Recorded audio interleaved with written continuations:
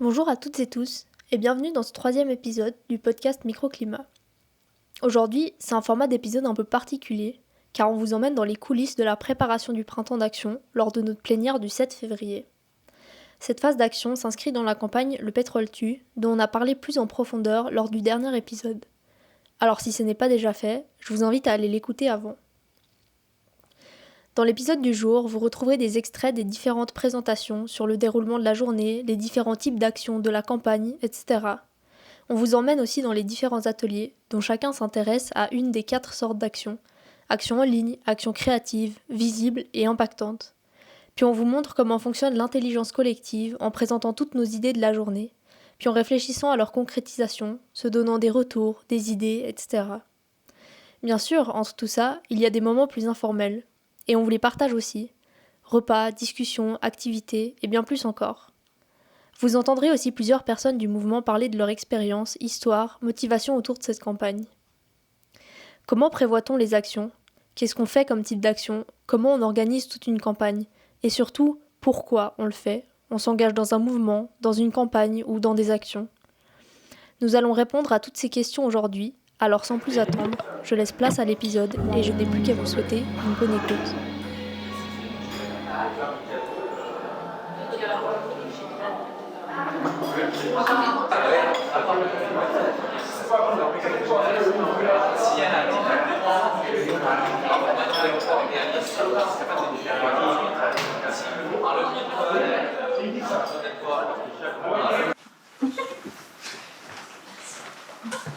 Alors le but de la stratégie, disons, de cette campagne, c'est, son but, c'est de briser le déni et un peu le greenwashing de l'industrie pétrolière, en Suisse en tout cas, essayer de prendre là où on est, commencer là où on est. Et le groupe cible en fait de cette campagne, c'est les distributeurs de pétrole. Donc en allemand c'est les Tankstellenbetreiber, c'est les gens qui ont les stations-service, là où on distribue le pétrole. Donc dans ces industries, vous connaissez, il y a Avia, il y a Shell, Microl, Jubin, ça c'est des plus petits au niveau Troman, il y a Coq Pronto, etc. Et toutes ces entreprises, elles sont réunies dans ce qu'on appelle l'Union pétrolière, qui s'appelle maintenant Avenergy, donc ils ont changé leur nom, parce que l'Union pétrolière, ça sonnait, je pense, pas assez bien pour eux. Et nous, on a un peu décidé de les rappeler Union pétrolière, pour dire vraiment ce que c'est. Donc c'est un consortium, une fêtière, disons, de toutes ces entreprises.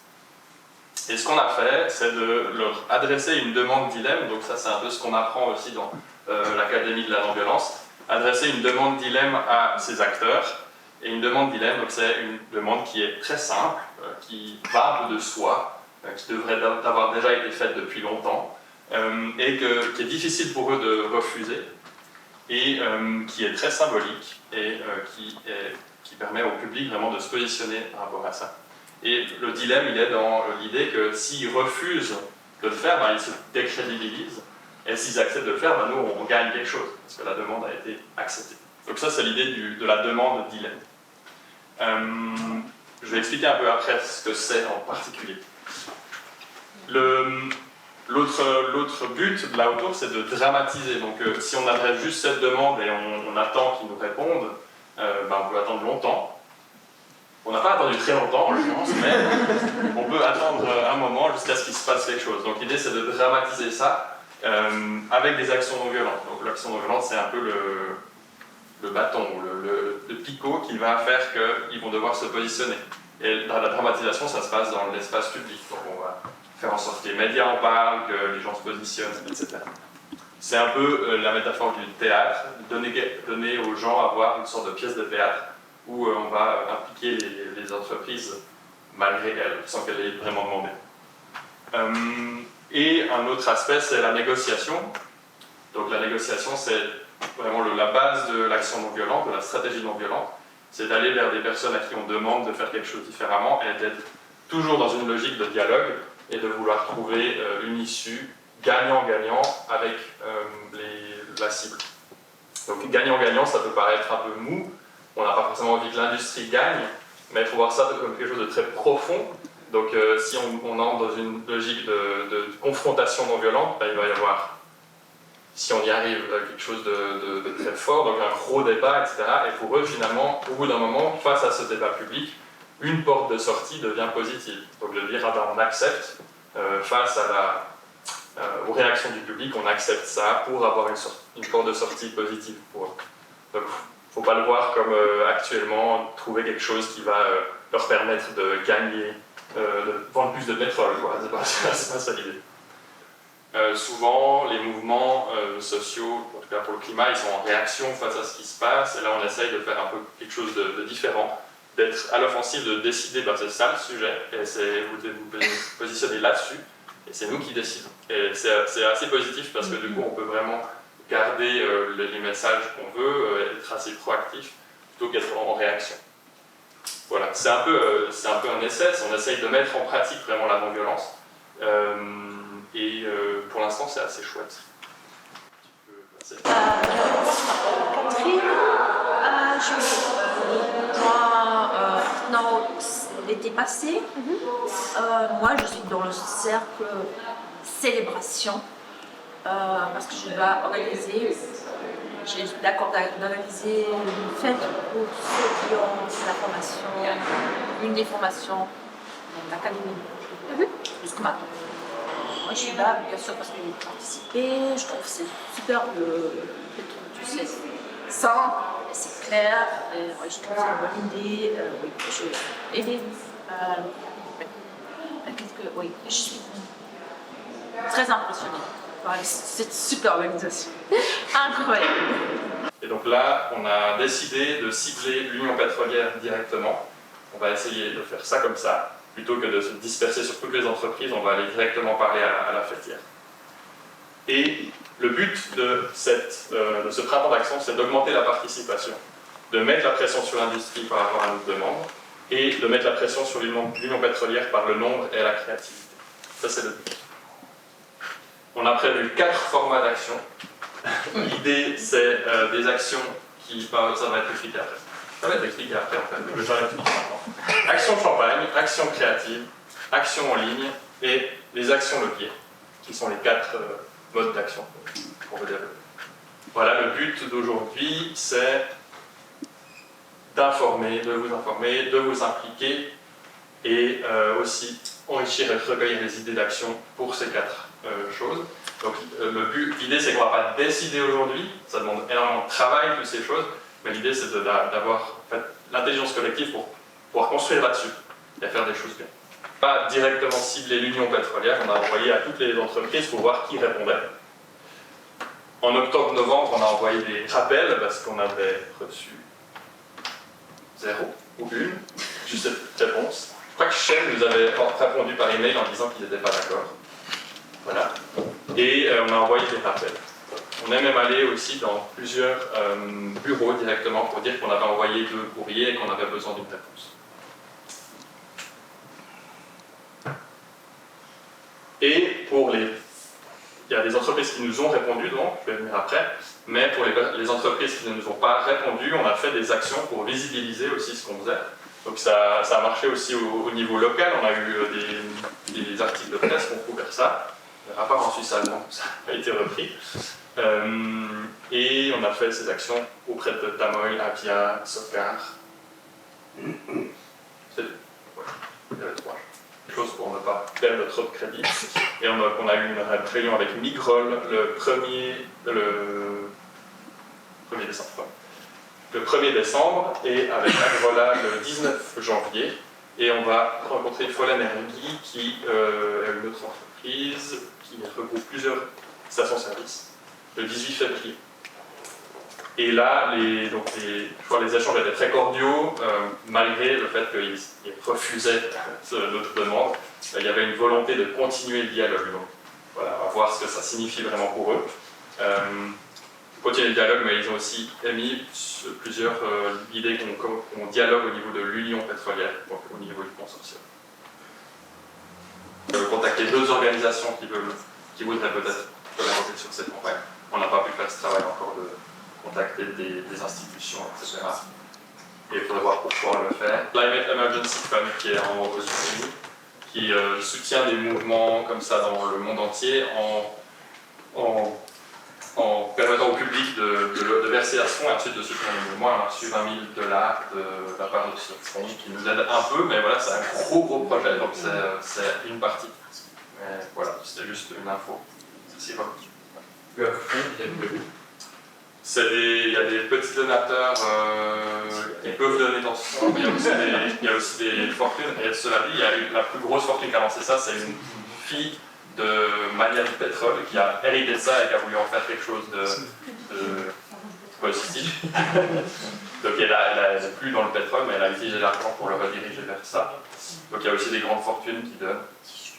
Voilà. Je ne sais pas exactement quoi, vous pouvez les voir sur le site. Donc ça va pas être beaucoup d'actions, ça va être peut-être une, deux, peut-être trois actions qui vont être uniques, qui vont peut-être être un peu séparées des autres, qui vont être très symboliques, très visibles, qui vont donner du waouh. En fait, c'est ça qui va être visible, c'est ça que les gens ils vont se dire ah ouais, le pétrole tue, ça tue quoi. C'est le truc que les gens ils vont retenir quand on aura fini la campagne, quand on aura peut-être avancé dans la campagne, ou pas, mais dans l'idée, c'est ce qu'on aimerait que cette partie de la phase d'action fasse.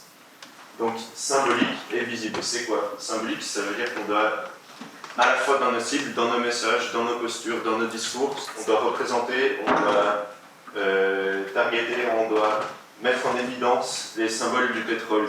Ça peut être l'essence, ça peut être les stations essence, c'est l'union pétrolière, c'est plein de choses dont on va parler dans les ateliers. Mais ça doit aussi être visible. La visibilité elle est nécessaire pour donner ce wow à cette phase d'action, cette cerise sur le gâteau.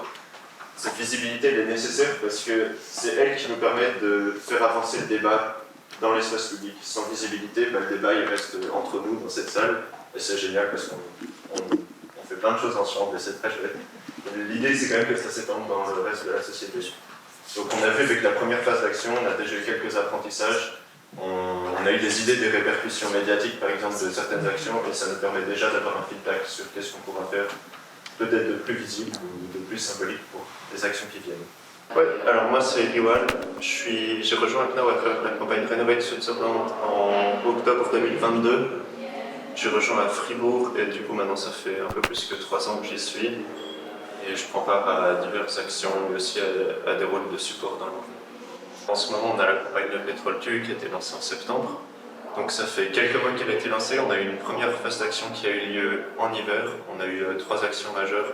Donc une qui a eu lieu dans les locaux de Tamoil, une à Sedavia et une à Socave, à 3 endroits très différents en Suisse, qui avait pour but donc de mettre en évidence en fait la complicité des entreprises pétrolières envers la crise climatique. Nous, on leur a adressé cette simple demande qui est d'apposer des stickers d'avertissement sur leur station essence. Ils ne l'ont pas fait, mais non seulement ils ne l'ont pas fait, ils n'ont même pas répondu à nos demandes. Donc nous, on a envoyé des deuxièmes demandes dès octobre, on allait les voir dans leur bureau, on les a appelés, on leur a écrit des mails, et seulement quand on a fait toutes ces étapes, on est allé en action sur leur place, perturber leur bureau pour faire porter notre message directement à leurs dirigeants. Et donc ça a eu lieu. Maintenant, on est dans une pause de réflexion, et d'où cette plénière aujourd'hui, pour aller vers une deuxième phase d'action au printemps. Du coup, cette deuxième phase, comme on n'a pas eu une grande répercussion médiatique sur la première phase d'action, l'idée ça va être de monter en pression. On n'a pas non plus beaucoup de retours des entreprises pétrolières, il y en a quelques-unes avec lesquelles on est en négociation. Donc l'idée c'est aussi de faire monter la pression sur les entreprises, donc pas seulement au niveau médiatique, mais au niveau des négociations. Donc on a 4 pôles d'action sur lesquels les gens peuvent s'inscrire, peuvent participer, peuvent donner un coup de main. Donc on aura des actions assez perturbatrices qui auront lieu, on aura des actions leviers qui auront donc des effets directs sur les entreprises pétrolières suisses. Et on aura des actions aussi à plus faible risque, comme des pétitions, des lettres ouvertes qu'on va essayer de mettre à disposition du public et qui pourront les signer et les faire partager avec leurs proches. Ok, super, merci beaucoup. Et est-ce que tu pourrais nous dire un peu, toi tu as participé à des actions et comment ça fait d'être dans ces actions et puis d'avoir les réactions souvent des fois assez violentes et souvent assez négatives de la part des entreprises pétrolières ou même des fois du public? Je pense que c'est toujours difficile, mais à la fois quand on va dans ces actions, on est préparé, on est formé, on a un mouvement qui forme ces activistes, donc on est au courant de tout ce qui peut se passer. Donc cette violence qui peut arriver, on est prêt à la subir, on est là en fait avec conscience. Mais ce que j'aimerais rappeler, c'est que c'est pas en fait toujours des réactions négatives, en fait la plupart du temps, c'est surtout de la passivité, c'est de l'inaction. En fait c'est ça qu'on pointe du doigt, c'est des grosses pantoufles de l'industrie pétrolière en fait qui est là et qui attend et qui trébuche dans le tapis continuellement. Et donc ça, c'est ça qui fait mal à voir aussi, c'est cette inaction, en fait, c'est vraiment cette volonté de rien faire, quoi, de continuer de persévérer avec ce statu quo. Mais bien sûr, les réactions violentes, parfois c'est dur, à assumer en tant qu'activiste. Mais on se rappelle qu'on est là pas seulement en tant qu'individu, mais en tant que collectif et qu'on agit pour un bien commun. Ça évite aussi de tout reprendre sur soi. Et là, donc l'idée c'est d'avoir un type d'action dont le but est de mettre directement la pression sur l'Union pétrolière et ses membres. Donc par ses membres, mettre la pression sur notre interlocuteur. Et où s'adresser directement à l'Union pétrolière, mais qui est un peu caché en soi, c'est là des bureaux quelque part. Mais ça c'est vraiment le but d'être direct, des actions qui s'adressent directement à nos cibles et réplicables, dans le sens où on a envie d'en faire plusieurs, avec un format assez simple, qu'on puisse répliquer à plusieurs endroits en Suisse, ou alors toujours au même endroit, voilà, ça c'est un peu à discuter, avec des types d'actions dans ce style-là. J'ai mis un peu plusieurs choses qu'on a faites jusqu'à maintenant. Vous voyez la main collée, c'est vraiment quelque chose de très symbolique qui permet d'augmenter un peu la tension sur les lieux d'action. On a ici une action qu'on avait faite qui n'était pas du tout perturbatrice, mais sur les stations-service Migrol, on avait pris un peu des photos. Donc ça doit être le lieu. On a dans les bureaux aussi des actions qu'on a faites tout récemment. On a des éléments symboliques comme ces autocollants en grand imprimés qui puissent facilement être photographiés dans les médias, etc. Donc, je vais faire un peu quelque chose de large. L'idée, c'est d'avoir entre 5 et 10 actions de ce type pendant cette phase d'action de printemps. On espérerait quelque chose comme 100 participants, participantes. Ça peut être plusieurs fois la même personne. Hein. Et le but est d'avoir une couverture médiatique nationale grâce à ces actions sur la demande et un soutien grandissant du public. Et un autre but, c'est de perturber directement l'Union pétrolière et ses membres et d'avoir des réactions publiques de leur part, ce qu'on n'a pas encore eu. Voilà, c'est des objectifs que je trouve encore assez réalistes. Même si j'aimerais bien que ça puisse faire beaucoup plus et qu'on arrive à vraiment avoir un impact très fort et que ce soit vraiment qu'ils soient forcés à négocier vraiment de façon sérieuse. Et, après, c'est une question de ressources. Quelles ressources on a? Mais en tout cas, ça va dans cette direction avec ces actions.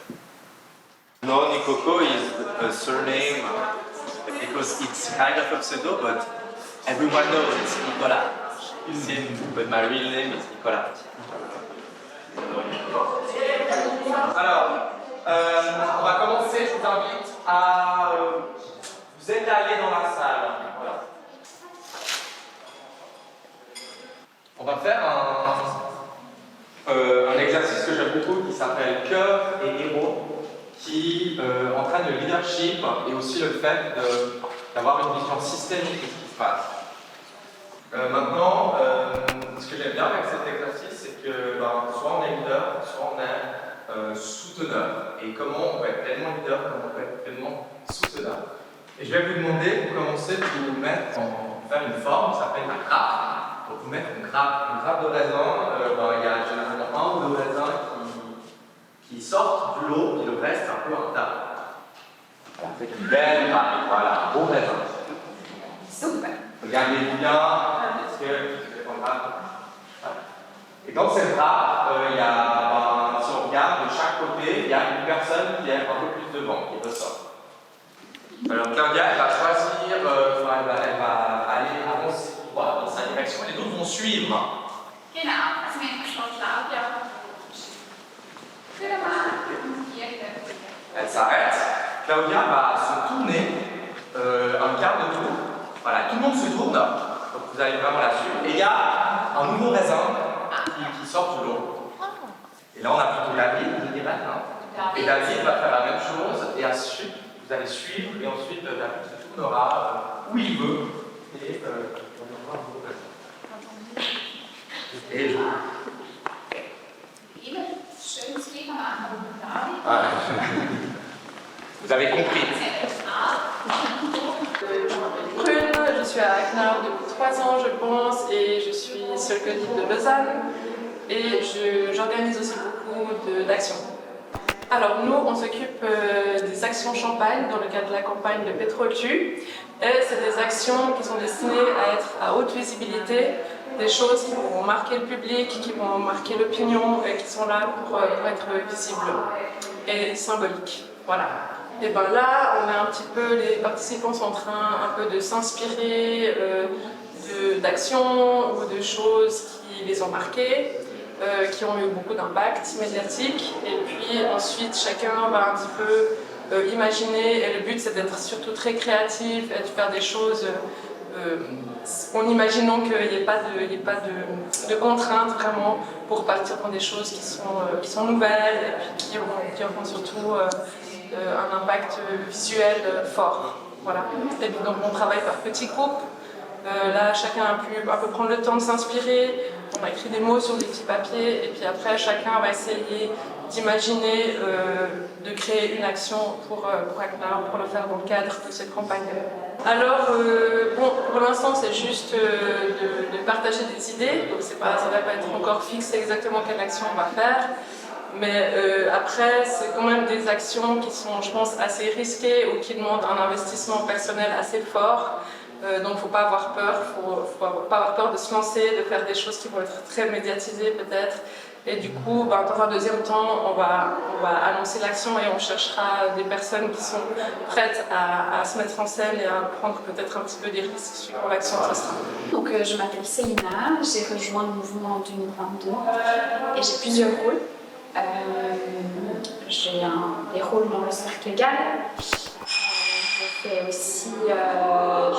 réceptionne les demandes presse. Et puis dans la campagne de Petroltu, j'ai le rôle porte d'accueil. En gros, c'est proposer des premiers pas pour les gens qui s'intéressent à la campagne. Donc l'idée là, c'est de préparer une action du coup qui est bas risque et à haute participation. Donc l'idée, ça serait de faire une visite guidée dans la ville de Zurich, où il y aurait plusieurs stations et où on va éclairer en fait les différentes perspectives sur l'histoire du pétrole ou sur le pétrole, avec peut-être aussi des intervenants extérieurs qui peuvent amener leur éclairage. Et où l'idée c'est aussi d'être un tout petit peu disruptif en ayant des drapeaux qu'on hisserait à chaque station avec des slogans le pétrole tue. Voilà. Oui, donc je dirais, comparé aux autres types d'actions qui sont prévues, c'est vraiment très accessible puisqu'on va essayer de minimiser les risques, tous les risques possibles. On ne sait pas encore si on va faire une demande à la ville, etc. Mais l'idée, c'est que vraiment beaucoup de gens puissent y participer. Et du coup, on communiquera sur le site web, dans les plannings internes. Dès qu'on aura un formulaire d'inscription, il faut rester à jour sur le site web et puis on pourrait vous inscrire via cette plateforme. Du coup, on a choisi un processus qui s'appelle les chapeaux de Baudron. L'idée, c'est un concept qui va essayer d'éclairer un sujet avec toujours un modèle de pensée. Donc, il y a le chapeau noir, c'est vraiment toutes les craintes, toutes les peurs par rapport au projet. Ensuite, il y a le chapeau jaune, tout ce qui est positif, tout ce qu'on apprécie. Le chapeau rouge, plutôt qu'est-ce que ça nous fait vivre, donc plutôt la partie émotionnelle. Puis ensuite, il y a le chapeau vert, vraiment créatif, où on peut imaginer l'impossible en fait. On a parcouru tous ces chapeaux pour aller essayer de nourrir ce projet qui existe déjà, d'aussi peut-être de tester encore toutes les possibilités qu'il y aurait en fait.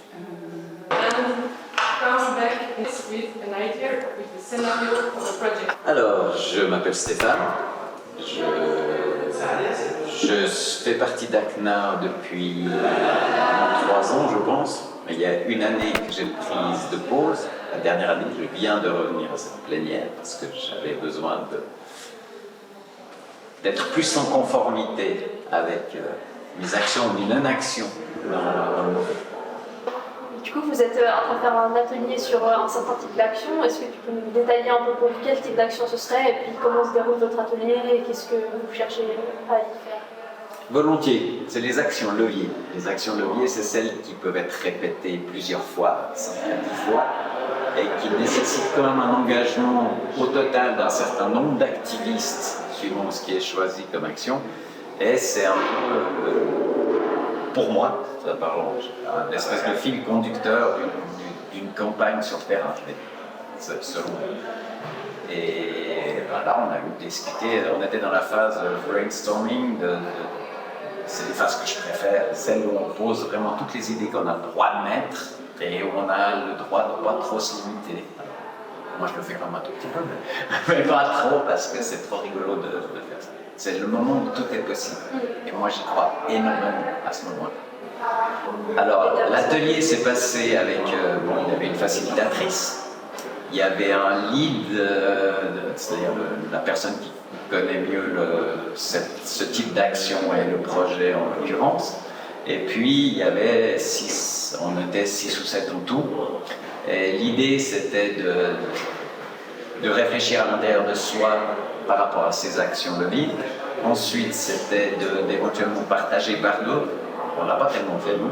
Puis, de mettre sur des post-it les idées qui émergeaient chez chacun et chacune d'entre nous. Puis après, ça nous a pris une dizaine de minutes. Ensuite, il y a eu un moment où la facilitatrice nous a demandé de poser chacune de ces idées sur les panneaux. En fonction il y avait plusieurs panneaux, il y avait des panneaux qui étaient quel est le message qu'on veut passer dans ces actions. Donc, quel est notre interlocuteur éventuel. Il y avait des panneaux sur le matériel. Quelle sorte de matériel on a besoin pour réaliser tel type d'action. Il y avait le nombre d'activistes probablement nécessaires par action. Il y avait les lieux éventuels où on aurait envoyé les actions. C'est-à-dire qu'on pouvait agir, dans notre cas par exemple, on peut agir soit au niveau des distributeurs de pétrole, soit au niveau des actionnaires distributeurs qui chapeautent ça, soit au niveau des stations-service. Chez nous, c'est un peu ce qui l'a emporté, même s'il y a d'autres actions possibles. Et puis, il y a aussi le concept général de ces types d'actions. Je pense que je ne peux pas parler encore du risque ou pas risque parce qu'elles ne sont pas assez déterminées, ces actions. Je pense sincèrement qu'on est parti vers des actions plutôt gentilles, efficaces mais gentilles. Je pense que quel que soit le type d'action, quelle que soit la personne qui a envie de s'engager, on a besoin que chaque personne s'engage. Parce que ensemble on a une force immense. Seul, on peut changer déjà le monde à nous, mais pas le monde général. Et ACNA, on est là pour qu'ensemble, on fasse quelque chose. Plus moi, plus lui, plus elle, plus toi. Et puis, ces gens-là, ils peuvent venir de toute façon, parce qu'il y a tellement de rôles possibles. Mais à l'époque, c'était déjà le cas. Si tu vas te coller la main sur la route, tu prends un certain type de risque. Si tu es quelqu'un qui est là pour faire de la désescalade, type de risque.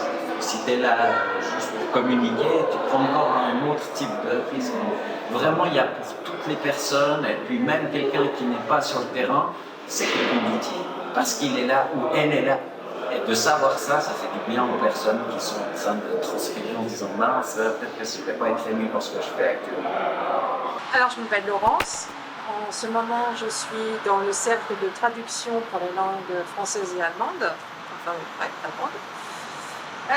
Je suis arrivée à Knorr en août 2022 et là j'ai occupé plusieurs postes dans plusieurs cercles, sur Instagram, Facebook, j'ai aidé un petit peu au légal aussi, j'ai tenté aussi à la presse et puis après c'était un peu beaucoup, là je me concentre sur la traduction. Et j'ai repris la formation de facilitatrice auprès de Nicoco. Alors, l'atelier qu'on a fait aujourd'hui, c'est dans la nouvelle campagne de Le Pétrole Tue. Et il faut la préparer, il y aura des actions et il faut la faire connaître. Là, l'atelier, ça va être pour les actions online, c'est-à-dire à faire connaître ce qui va se passer, bien sûr, et puis aussi à ce que les gens puissent savoir de quoi il s'agit.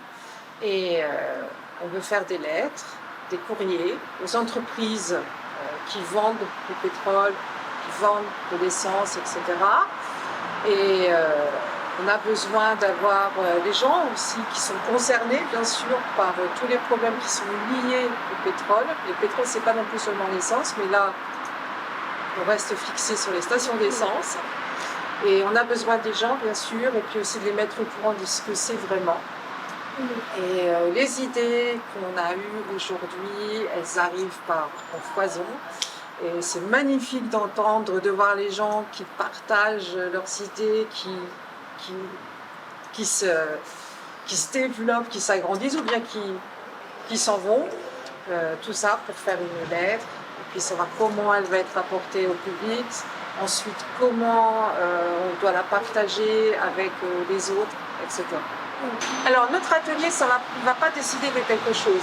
C'est toutes les idées, les meilleures qui vont être ramassées ensemble, et elles vont être apportées dans le cercle, qui lui va s'occuper justement de ça, c'est surtout le cercle de communication, et ça va encore être développé, être mis en place aussi. Et bien sûr, pour tous les gens qui sont intéressés, c'est très facile, il y a le site web WeActNow, Instagram, pour être au courant de tout ce qui se passe, de tout ce qui se fait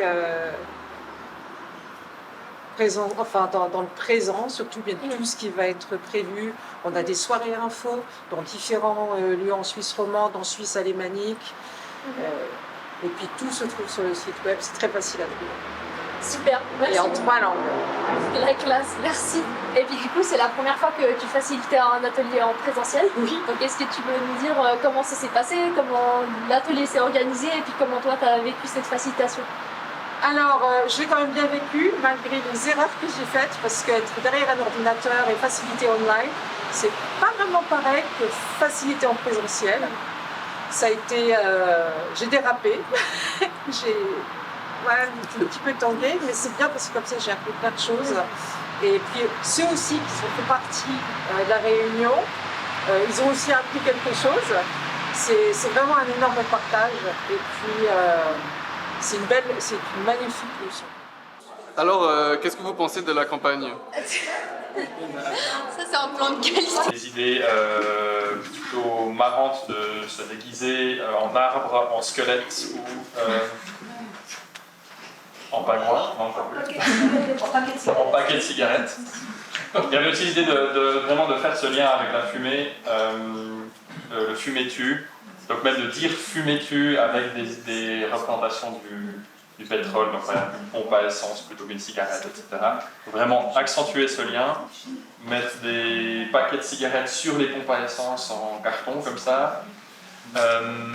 Après, il y avait aussi un avis assez fort contre le fait de faire des choses de station-service parce que, pour ne pas s'attaquer aux usagers, mais cibler pour cibler les entreprises. Quoi. Et là, aux stations-service, on va vite être en relation avec les usagers, ce qui peut créer un peu une tension.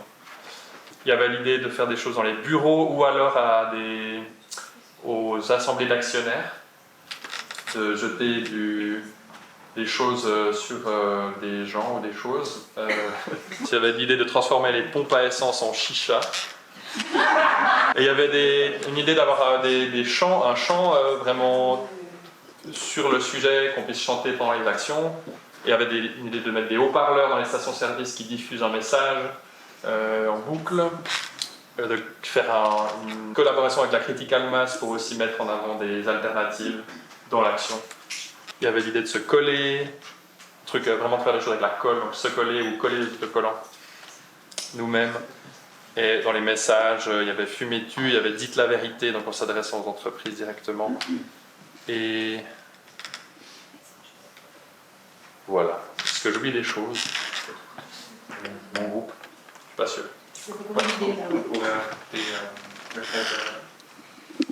Envoyer des stickers à la population ou à une certaine partie de une ville pour que les personnes elles-mêmes puissent mettre des stickers sur les pompes à essence ou sur leur voiture. Donc pour augmenter la réplicabilité, qu'on engage la population à le faire eux-mêmes aussi, à coller eux-mêmes ces autocollants. Ouais, si vous avez de l'argent à donner pour la campagne. Est-ce qu'il y a d'autres questions ou réactions? Et ouais. Les stickers, vous avez proposé de s'offrir à d'autres gens en Suisse, mais aussi nous, parce qu'il y avait l'idée que nous, on puisse activement en mettre. Oui, ça a été mentionné que ça pourrait être l'action en fait, de coller le sticker nous-mêmes et de se coller à la pompe, par exemple, sans forcément perturber la distribution d'essence directement, mais d'être là comme, en perturbant l'environnement, enfin, où les gens font le plein. Donc pas être bloqué directement, mais être là, collé, voir la réaction en fait, de la sécurité, etc.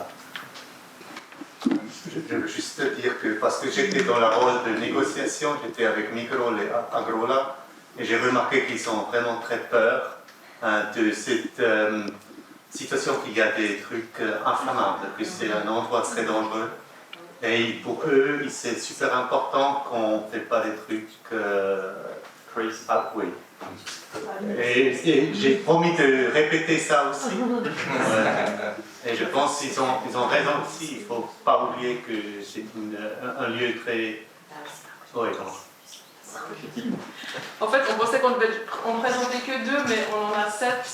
On va vous présenter les 2 principaux, puis après je vais vite passer aux autres parce qu'ils sont vraiment intéressants. Alors directement,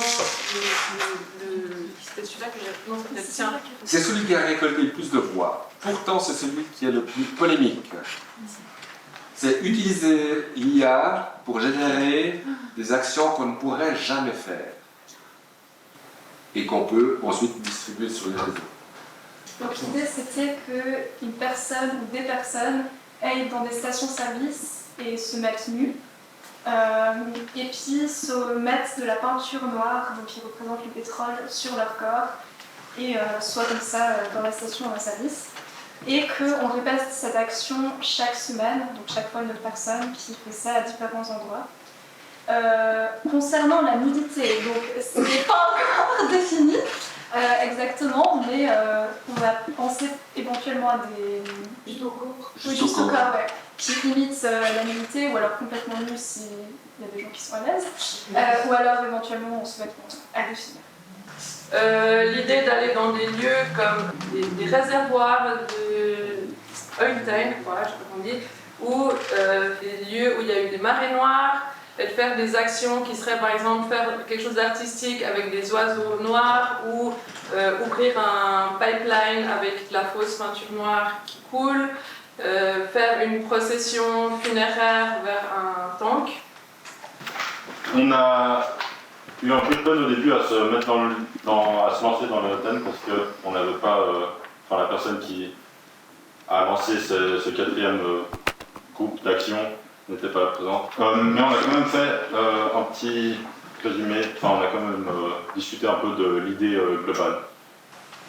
On a parlé du ressenti par rapport à l'idée de faire justement des actions online, donc pétition ou lettres ouvertes ou lettres ouvertes. Et dans la majorité, on trouvait que c'était une très bonne idée et que c'était presque obligatoire de lier une lettre ouverte ou une pétition à n'importe quel type d'action de nos jours. Mais qu'il faut que ce soit bien apporté, par exemple, il y avait la proposition de vocabulaire non violent. On trouvait qu'il y avait un risque de banalisation de la campagne, que dire simplement signer et puis c'est tout ce qu'il y a à faire et puis le reste c'est pour plus tard, ou bien c'est pas tout de suite en tout cas. Et qu'il y a aussi un risque de, si jamais il n'y a pas beaucoup de gens, ou moins de gens qu'on espère qui signent cette pétition ou cette lettre ouverte, que justement ça puisse être utilisé par les adversaires en guillemets comme argument pour dire qu'au final il n'y a personne qui veut avoir des stickers sur les pompes à essence et puis il n'y a pas besoin d'en mettre quoi. Voilà, c'était ça le plus important de notre discussion. Attention. Ah là là, le troubadour. Une personne minimum par action qui va organiser l'action. C'est-à-dire qu'il faut que ce soit cohérent et que l'un renforce l'autre. Donc réfléchir à comment la séquence le programme est inscrit quelque part. La diffusion de l'information.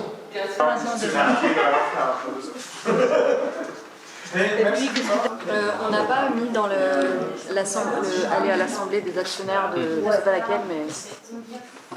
Ouais, je crois. On est pas plus là.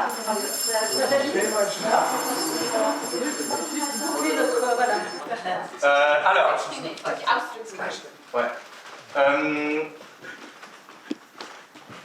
on a pu afficher ici les flipcharts qui a été noté sur les ateliers, donc le contenu des ateliers, et vous allez pouvoir utiliser les post-it jaunes pour exprimer votre ressenti sur le contenu. Donc vous lisez les choses et vous dites ce qui vous plaît ou ce qui vous plaît moins. On va le faire avec des gommettes. Les gommettes vertes sont ce que j'aime, c'est les bonnes idées. Les gommettes jaunes, c'est moyen ou pas d'avis. Et les gommettes rouges, c'est faut pas garder. Utilisez les petites gommettes. Et si votre ressenti il est intense, ben, vous pouvez prendre une grosse gommette. Donc ça, c'est pour le contenu. Maintenant, toujours sur les charts, vous utilisez un petit verre et vous mettez votre nom dessus. Par exemple, Nicoco. Et vous allez le mettre là où vous êtes d'accord d'aider. Si vous avez la motivation, l'envie, l'énergie, même pour un petit truc. Ça va comme ça? Est-ce qu'il y a des questions?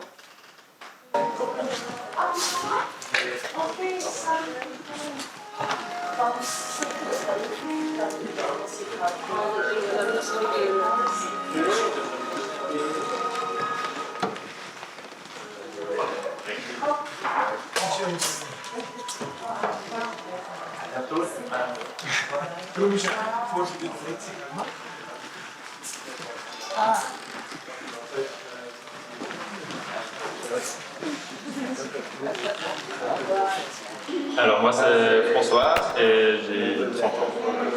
Je suis actif dans Hacknow depuis le tout début quand on a lancé Rénover Switzerland en 2022. Et là je suis actif avec l'organisation pour lancer une nouvelle campagne, mais aussi faire plein de choses en arrière-fond comme la récolte de fonds, des outils digitaux, envoyer des newsletters, tout ça.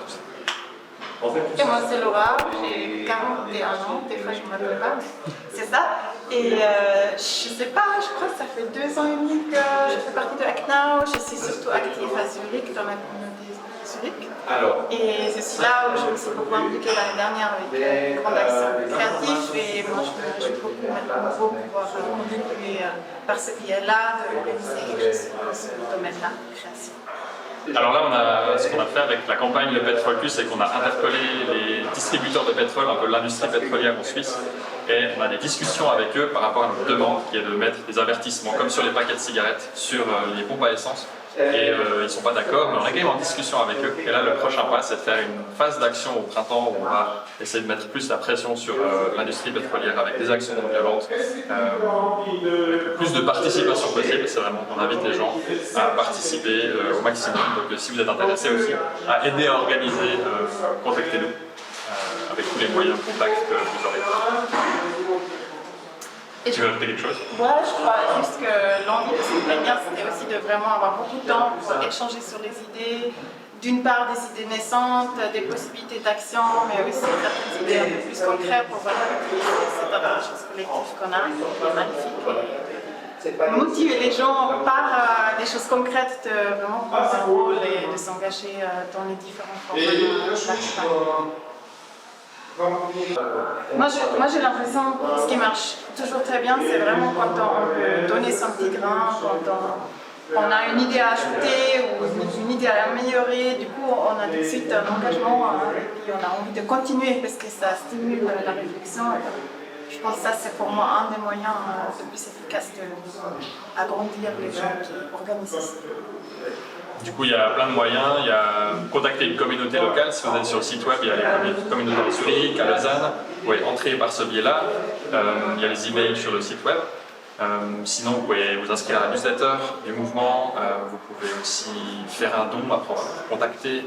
Tout ça, c'est sur le site web. Et sinon, il y a s'inscrire à un événement sur le site web aussi. Comme aujourd'hui, la plénière, c'est un événement public. Donc, vous pouvez venir simplement. On va avoir peur, pas être timide. On est très ouvert et on a envie que le maximum de gens puissent participer, même si vous ne connaissez rien à la résistance civile, non violence, au climat, etc.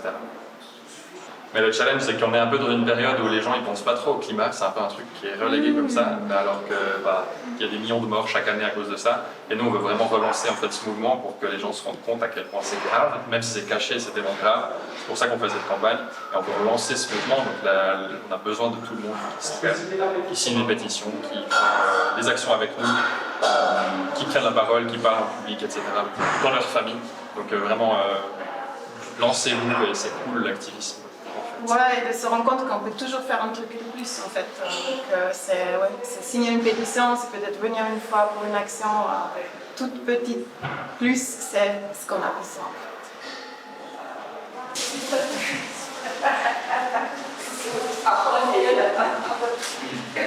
Alors, avant d'expliquer ce que je fais en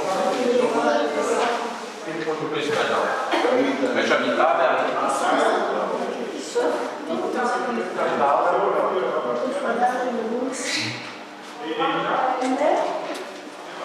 T'as pas de boulot là? Je vais avoir 18 heures de rush, c'est insupportable. Tu vas regarder ça pendant 6 mois. Ça y est, nous arrivons au bout de cette grande journée et donc au bout de cet épisode. J'espère que d'avoir un aperçu des coulisses de la campagne et de tout le travail qu'elle représente vous a plu.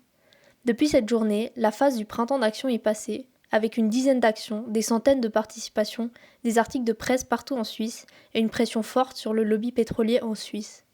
Si vous souhaitez en savoir plus, vous pouvez aller sur le site internet ou le compte Instagram d'ACNAO. Toutes les infos sont en description de l'épisode. On se retrouve dans 2 semaines pour vous emmener en action avec nous, et d'ici là, n'oubliez pas de nous dire ce que vous avez pensé de l'épisode, le partager autour de vous et suivre la page du podcast sur Instagram. Portez-vous bien et à dans 2 semaines.